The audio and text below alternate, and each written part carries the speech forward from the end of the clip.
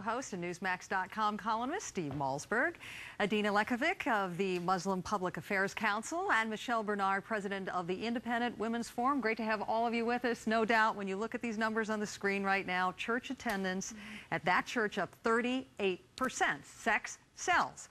Would you be comfortable with that message in your synagogue, in your mosque? No. I mean, I would never join or go to a service because I see a bulletin board that gives me a sex website that's affiliated with the synagogue or the congregation. It's a gimmick. It's gimmickry. I don't know enough about what else he talks about or how much else he brings up, but to have, you know, the premise to be there is that, well, God wants you to have sex. God wants you to have a great sex life. I mean, come on. And that's not why people go to church, or that's not why people go to synagogue or a mosque. They go for spiritual reasons, and they know that they can have. The headline, I would think that a lot of people would think to themselves, mycrappysexlife.com, oh, I'm going to learn about performance.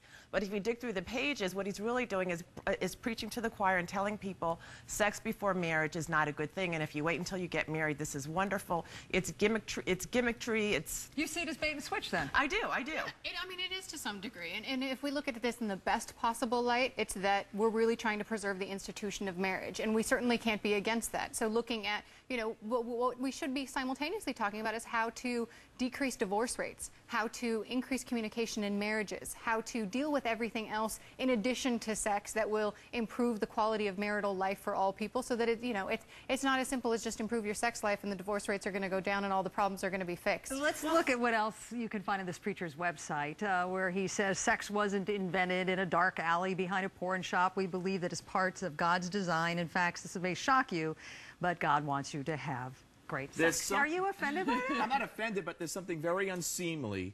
You believe in our democracy, if you believe in the First Amendment, if you believe in freedom of religious expression, which is what we are preaching all over the Middle East, you would be against this ban. I mean, I agree with you to the extent that if there's a legitimate national security interest, then go ahead and ban it. But students don't lose their First Amendment rights in the United States when they get to the school door because somebody feels uncomfortable with the person sitting beside them. Didn't 9/11 change this It perspective? has, and we are now engaged in some very dangerous